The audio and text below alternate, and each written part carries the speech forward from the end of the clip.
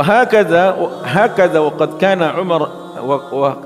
كان عمر النبي صلى الله عليه وسلم حين تزوج خديجة 25 سنة وكان عمرها 40 سنة.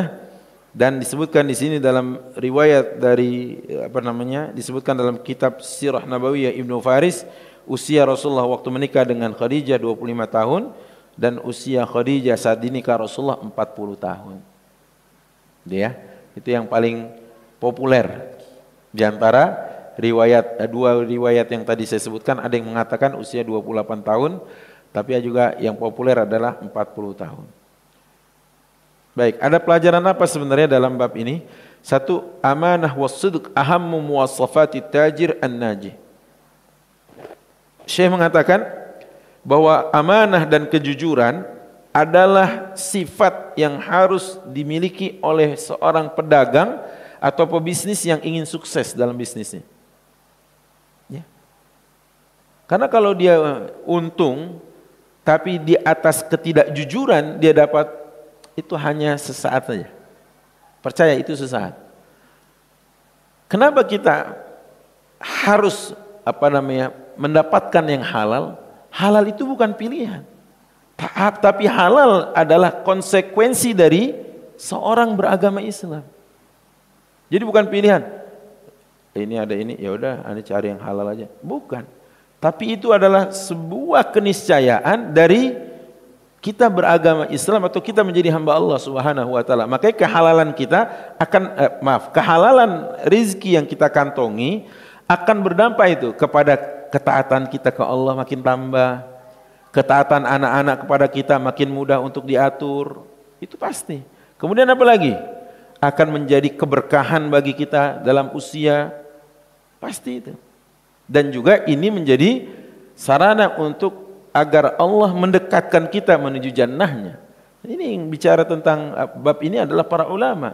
Makanya kenapa dari sini kita tahu bahwa kejujuran, ya, kemudian juga amanah adalah merupakan rumusan bagi mereka yang ingin berdagang menjadi pedagang yang sukses. Bukan cuma duniawi tapi ukhrawi. Karena bicara tentang perdagangan diancam loh dengan ayat fawailul lil mutaffifin. Celakalah mereka yang mengurangi timbangan atau berlaku curang dalam takaran. Celaka. Hati-hati, kita bukan cuma urusan duniawi, untung banyak, oke, nipu. Untung banyak tapi apa? Melakukan kecurangan. Untung banyak tapi kemudian bersaksi yang palsu. Hari ini banyak. Makanya kenapa Imam Syafi'i kalau masuk pasar itu, ini rumusan Imam Syafi'i boleh kita tiru nih, ya, khususnya Bapak-bapak. Ini rumusan Imam Syafi'i kalau masuk pasar. Masuk pasar baca la ilaha illallah wahdahu la syarikalah lahul mulku wa lahul hamdu yuhyi wa yumit wa huwa ala kulli syai'in qadir 12 kali beliau baca. Dan itu ada hadisnya dari Rasulullah, barang siapa yang membaca doa ini sebelum masuk pasar dia baca itu kalimat la ilaha illallah tadi sampai akhir, maka dibangunkan baginya satu rumah nanti di surga. Itu satu. Yang kedua, Imam Syafi'i kalau masuk pasar tutup telinga. Kenapa tutup telinga? Karena Imam Syafi'i tidak mau mendengar banyak kesaksian-kesaksian dari para pedagang yang tidak jujur. Yang nanti takutnya beliau diminta untuk menjadi saksi di akhirat terhadap ketidakjujuran ini. Yang ketiga, berjalan cepat. Nah ini Pak ya, ini rumusan insya Allah agar rekening kita tidak berkurang, uang kita juga insya Allah tetap dan stabil. Kalau istri ngajak ke mall, ke pasar, kita ingatkan, yuk baca yuk la ilaha illallah wahdahu la syarikalah lahul mulku wa lahul hamdu yuhyi wa yumiitu wa huwa ala kulli syai'in qadir. Yang kedua, tutup kuping. Jadi kalau dipanggil kakak silakan, boleh kakak mampir lihat-lihat dulu, cari handphone apa-apa ya. Ya kan? Udah kita tutup ini. Yang ketiga, jalan agak cepat, itu dari rumusan Imam Syafi'i. Tambah satu dari Ahmad Ridwan, gandeng erat tangannya. Jangan kemana-mana. Kalau enggak nanti begitu kita di jalan kemana dia mampir kan. Loh, kehilangan kita. Nah, 4 ini ya, 4 rumusan, 1 dari saya, 3 dari Imam Syafi'i. Iya. Sebab kalau di pasar kan banyak kesaksian palsu kan. Makanya Imam Syafi'i enggak mau itu dengar kemudian nanti di akhirat diminta untuk bersaksi atas apa yang dia dengar tadi. Enggak mau. Orang belum apa-apa, belum ada yang datang untuk menawar, belum ada. Datang fulanah, datang seorang ibu, ini ikan kembung berapa? Sekilo. Oh 35. Ditawar, wajar ibu-ibu biasa nawar. Nggak dapat ya 25. Bu, barusan 30.000 aja nggak saya lepas. Padahal ibu ini orang pertama loh. Banyak ketidakjujuran di pasar itu, ya kan? Barusan bu 30.000 nggak saya lepas. Artinya apa? Nah, itu tadi, menjadi pedagang yang sukses dunia akhirat harus mengedepankan ini. Dan ternyata Rasulullah ya memiliki syakhsiyah ini, karakter ini ada pada Rasulullah. Yang kedua, inna tijarah mawridun min mawaridi rizki allati sakharallahu li rasulihi sallallahu alaihi wasallam qabla al-bi'tsah. Berdagang, berniaga, bermuamalah adalah merupakan satu di antara pintu-pintu rizki yang Allah Subhanahu wa taala tundukkan untuk Rasulnya sebelum dilantik menjadi Rasul. Ya, Rasulullah berdagang. Makanya dahulu kalau kita lihat, ini yang saya katakan tadi, ya mau nggak mau karena iklimnya yang tidak bersahabat untuk bercocok tanam, ya. Akhirnya mau tidak mau untuk survive di sana ya dagang. Kalau di Madinah cenderung tanahnya lebih bisa untuk apa? Bercocok tanam. Tapi kalau di Makkah nggak bisa, maka harus dagang. Nggak bisa kalau nggak dagang, gitu ya. Dan yang ketiga disebutkan diantaranya adalah kana zawajul Habibul Mustafa min Sayyidah Khadijah bitakdirillahi ta'ala. Pernikahan Rasulullah, pelajaran yang bisa kita ambil adalah takdir Allah Subhanahu wa taala. Walaupun lika-likunya adalah panjang, bisa lewat apa tadi?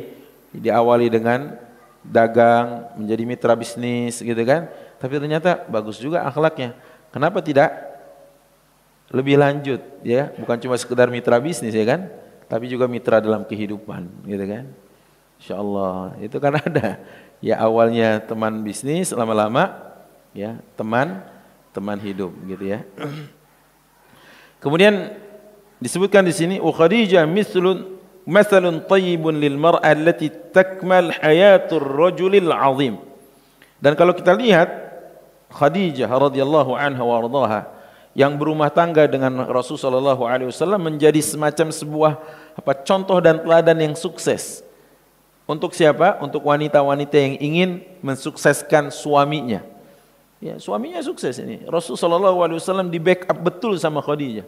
Bayangkan, ya, berpuluh tahun rumah tangga, coba hadirkan satu saja dalil, satu saja riwayat di mana Rasulullah dengan Khadijah berkonflik, coba. Dengar enggak?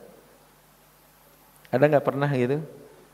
Walaupun diguncang dengan isu, diterpa dengan bulian, katanya Muhammad payah, nggak bisa memberikan anak laki-laki untuk Khadijah. Tapi nggak pernah loh, nggak pernah kemudian, iya juga ya termakan itu nggak pernah.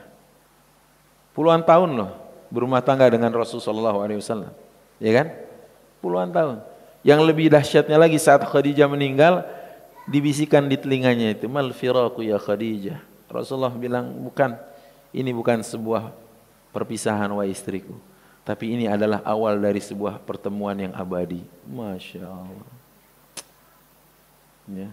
Laki-laki sekarang, ente bilang kan suruh meninggal dulu baru poligami. Ente udah meninggal ya, Bismillah.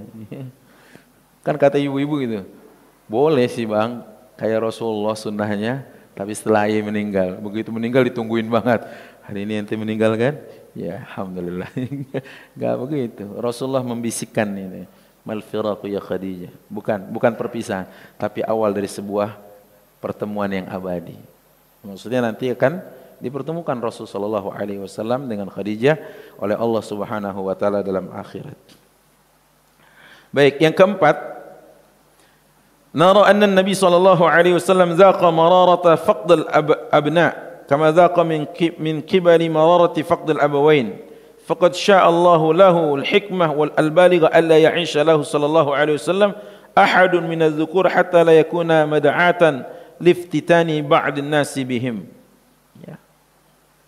Dan di antara hikmahnya dari pelajaran yang kita bisa ambil, Rasulullah kehilangan laki-laki mulia, baik dari ayahnya, kakeknya, pamannya, sebagaimana Rasulullah kehilangan laki-laki yang sangat dicintanya, anak-anaknya, ya kan? Rasulullah belajar menjadi laki-laki yang tegar dan tangguh. Ya. Jadi laki-laki yang tegar Rasul sallallahu alaihi wasallam. Ditinggalkan laki-laki ya yang begitu hebat kasih sayangnya kepada beliau, dan juga ditinggal oleh laki-laki yang dia harus mencurahkan kasih sayangnya kepada mereka-mereka itu. Itulah Rasul sallallahu alaihi wasallam ya. Dan begitu hebatnya memang cara Allah mendidik Rasulnya sallallahu alaihi wasallam, dan diantaranya adalah tadi hikmahnya agar tidak ada anak-anak beliau yang kemudian menjadi nabi, ya kan? Tidak ada. Dan nanti juga hikmahnya kalau ditarik bentang sejarah yang panjang, akhirnya beliau mengadopsi anak, ya kan? Anak yang diadopsi ingin diberi nama Muhammad di belakangnya, Zaid bin Muhammad, tapi kemudian Allah gagalkan, enggak boleh, diturunkan ayat 5 dan 6 surat Al-Ahzab, panggil mereka dengan nama ayah-ayah biologis mereka, gitu loh. Panjang ini. Jadi kehilangan anak laki-laki, juga kehilangan sosok laki-laki yang lebih senior dari beliau, ini kemudian mata rantai sejarahnya akan mengantarkan beliau kepada mengadopsi anak laki-laki. Inilah. Ya walaupun Allah kemudian menurunkan dengan syariat, menurunkan dengan kejadian ini syariat tentang hukum anak angkat. Jadi kalau bicara sejarah dia itu bersambung gitu ya. Nggak bisa kita sendirian gitu, enggak, dia bersambung terus mata rantainya. Baik. Kemudian yang kelima, yattadhihu lil muslim min khilali qissati zawajin Nabi sallallahu alaihi wasallam min sayyidati Khadijah adamu ihtimamin Nabi sallallahu alaihi wasallam bi asbabil mut'atil jasadiyah wa mukammilatiha. Dari sini juga kita tahu bahwa Rasul sallallahu alaihi wasallam menikah dengan Khadijah tidak serta-merta karena tampilan fisik semata dan karena kemolekan tubuh. Walaupun Khadijah tetap wanita cantik, salihah gitu ya, tapi lebih dari semata-mata kecantikan aja atau karena usia saja. Karena Rasulullah, maaf, bagi Rasulullah laki-laki dengan usia kayak gitu dapat yang lebih muda juga bisa gitu kan. Tapi karena ini takdir dari Allah Subhanahu wa taala, juga kemudian ada hikmah yang ingin didapat dari seorang Khadijah radhiyallahu anha warḍaha.